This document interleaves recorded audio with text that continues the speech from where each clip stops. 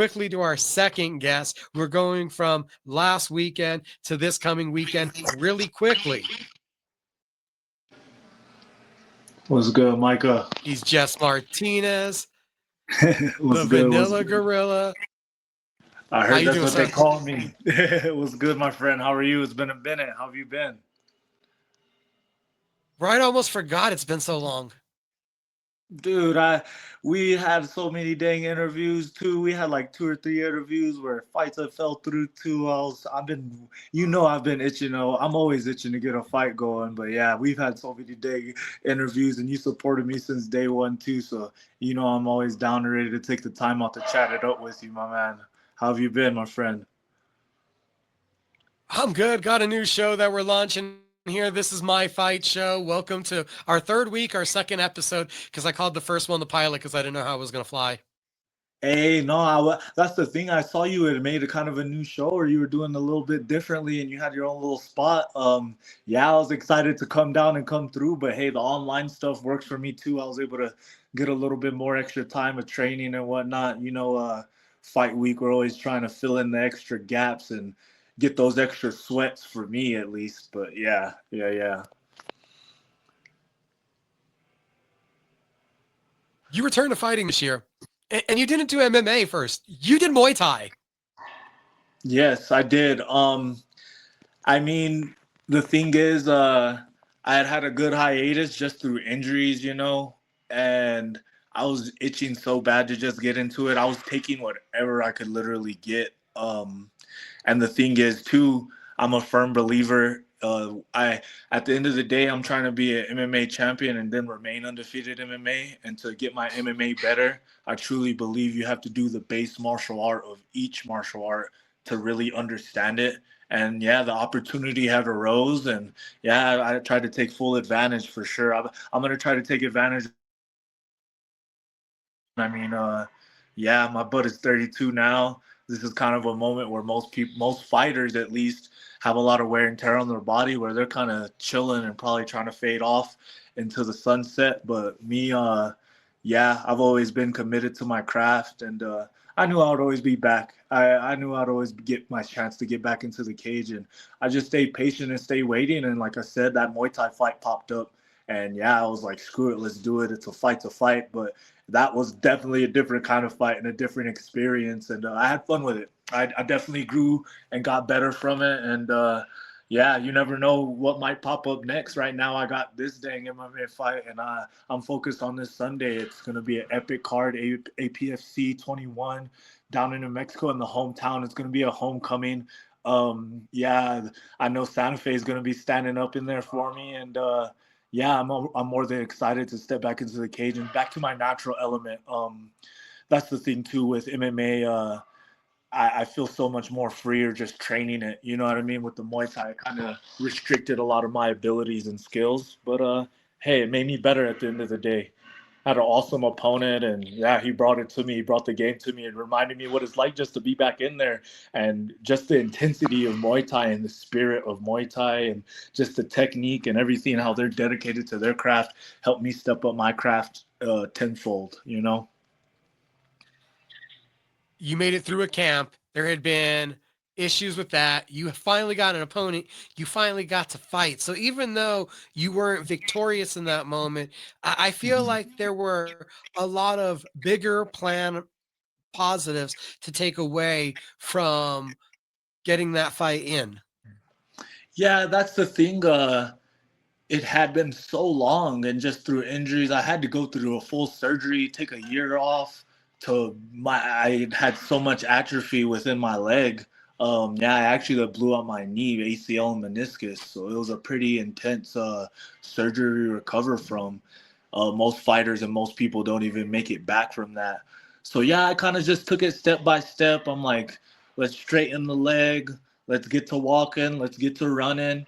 And yeah, just even going to training, I was dying training and getting back into it. And that's the thing, I wasn't able to really step back into it. When I got cleared by the doctor he didn't really let me go straight back into my jujitsu and grappling, but he said it was okay to do my stand up. And that's where I found Kingdom Muay Thai over with Mark.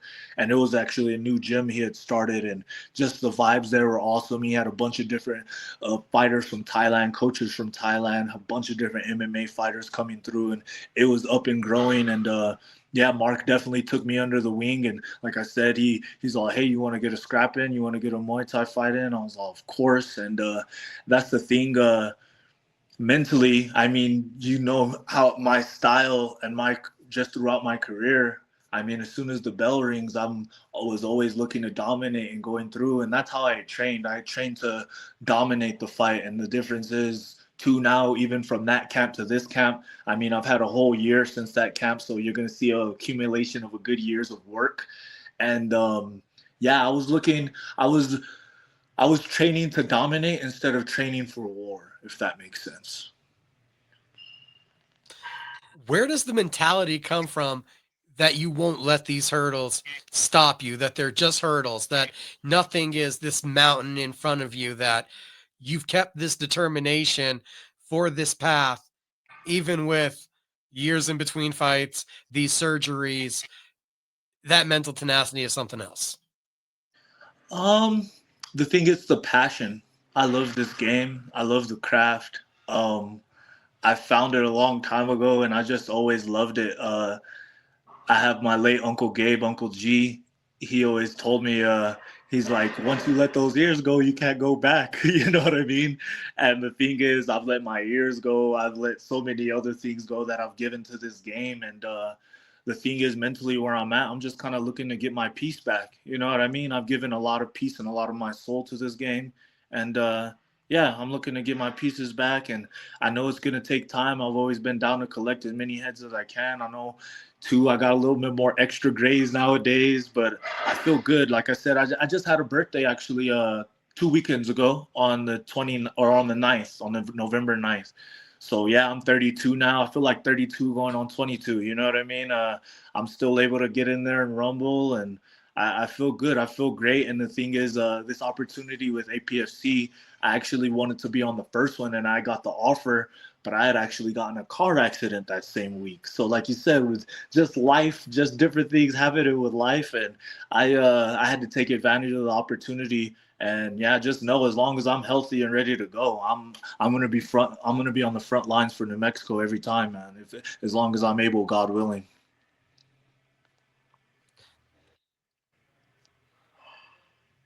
APFC, a huge opportunity coming up this week. How is it different to be prepared for war instead of domination, as you just mentioned? Like I said, the I think the difference is majorly too. I had skipped the like once the bell rings, you really can't go back on anything. You're in there with whatever package you have, and yeah, as the rounds are going, I mean, I kind of yeah, I guess you could say I was kind of trying to awaken that dog or that of vanilla gorilla, but that sucker was slumbered in the cage a little bit still. So I really didn't try to bring him out to the fight. But now with this last camp, I've been bringing them out just about every day at practice. You know what I mean? So just experiencing what throwing blows, full blows. I mean, you've met me. I like to be nice to my partners and stuff, but even too mentally, I was a little bit too nice to my opponent mentally. Yeah, I was just grateful because he had actually took the fight on a week's notice too, and yeah, I was just grateful to have him in there to be able to have a dance partner, you know, more than anything, instead of just thinking about completely just dismantling, you know. I was a little bit more grateful. And like you said, I was expecting the domination, and but shoot, I hadn't hit none of my friends full blow like that in forever. So I definitely switched things up. Yeah, I was just basically too training myself. I got back with my dad on the strength and conditioning. So I was doing like, I was in the gym probably 3 times a week. Now I've been in the gym just about every damn day. Even Sundays, I'm doing stuff. I got back with Pat Holmes and the crew down there. I've been doing a lot of boxing, crisped up my boxing. I know, I know you know the Renegade Jerome Rivera. He just had his boxing fight. I was helping him prep for that a little bit, so it helped my hands get back crispier. And like I said, within that fight, I noticed the stones that were unturned.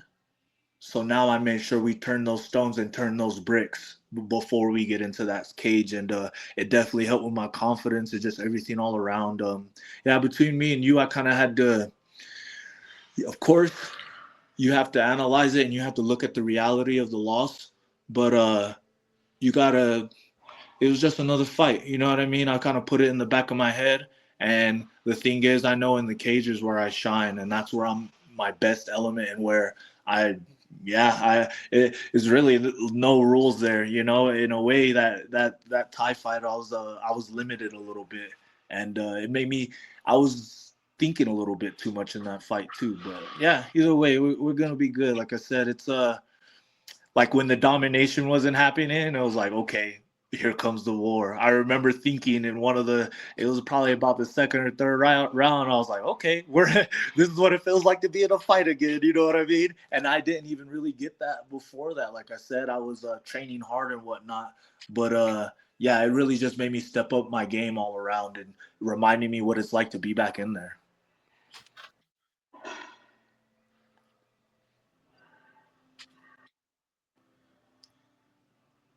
Giovanni Meza is going to be the opponent. Mm-hmm. Experienced guy. How do you see this fight playing out? I'm expecting high pace. I mean, I'm New Mexican. He's Mexican. I mean, I'm technically a Blaxican, so I got 50% of that Mexican. I mean, I know he's coming in with a heart full of gold, and that sucker, he's going to be trying to let it shine. You know what I mean? He's a tough guy. Um, but I'm expecting my skill set to shine through. And yeah, I've been working hard. Just to seeing, you already know New Mexico's the Mecca, and it's going to show on Sunday all the skills of everyone that's passed their skills down to me, the knowledge down to me, and yeah, hopefully it shows. I'm positive that it's gonna show. Yeah, that's the thing. That January fight, whoever saw that one, they might as well erase that out of their psyche because I'm gonna put a new image on them.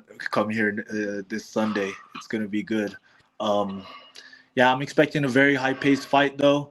Yeah, I know he's gonna bring the fight to me. Nobody travels all the way from there in Mexico to get their butt kicked, you know. But at the same time, yeah, just like Jalen said, we don't let nobody come in our house and take us ours and take us off our plate. I already let that happen once, and yeah, I'm not gonna let nothing else slip through my fingers, you know. Fingers crossed we're calling it a comeback, I guess, right? Yeah, call it a comeback. Like I said, we'll see what happens. Yeah, we got Gable Stevenson on the card, so I'm positive that Uncle Dana will be watching. And yeah, I'm gonna put on a show, and I'm planning on showing that I'm especially for featherweights. I'm a very dangerous person. I'm a very dangerous featherweight for anybody that steps across the cage for me, especially in that cage. I'm gonna show that's my element, and that's my backyard, that's my home. At the end of the day. Yeah, I can't wait for that bell to ring, Jess man. It's Martinez, I can't APFC wait. 21.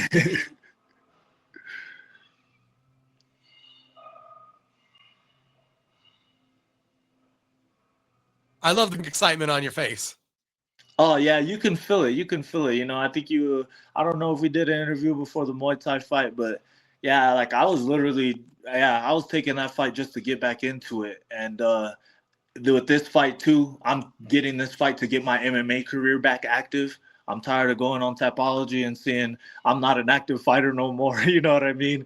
It's that's what I mean. All the stuff's motivation. It's motivating, and the thing is, through this hiatus, I've had time to really yeah, just take care of my life, and then yeah, just experience things. I got a lot of angels with me, where I got a lot of promises I need to fill, and I know my angels are watching me and they got my back, and they've carried me through this injury. Uh, yeah, there was moments where yeah, I didn't know if I was gonna be back in the game. I was literally eating burritos, Cheetos, and yeah, I was going crazy trying to even gain weight to see if I would lose my dang six pack. And yeah, I guess not, man. The God blessed me a little bit too much where he's like, nope, we still got that warrior armor on you. You better stay ready, man. You know what I mean? And yeah, that's the thing. He put me in the position where I can get myself back lined up with this. And I'm gonna take full advantage. I'm gonna, like I said, as long as I'm healthy, I'm gonna take it full advantage of this youth that I got left, and we'll see how far we can take it. I want to bring ultimately I want to bring a pro strap, whatever organization it may be. I want to bring a pro strap to Santa Fe. I mean, UFC is always the ultimate goal. You got to set the bar high, you know. But yeah, I'm planning on showing Sunday. I'm a high caliber. I'm of the level, and yeah, it's gonna show. It's gonna show. I feel great, and yeah, it's gonna be a good fight.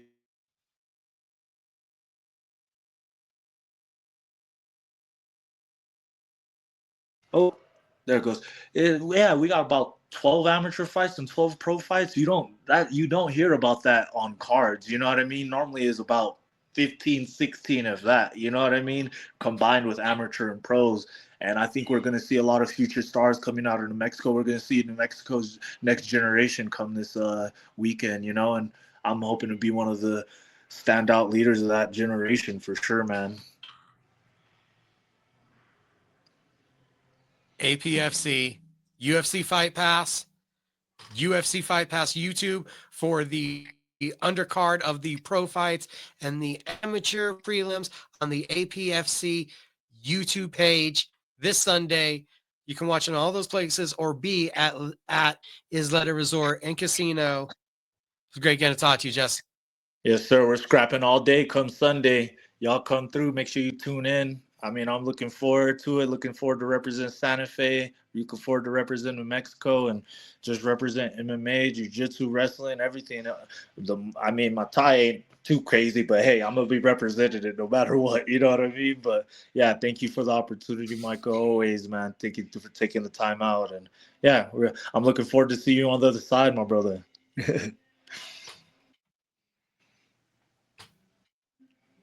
We will talk to you again here soon, sir. Yes, sir. You hit me up anytime. You guys stay cool. It was an honor. Thank you.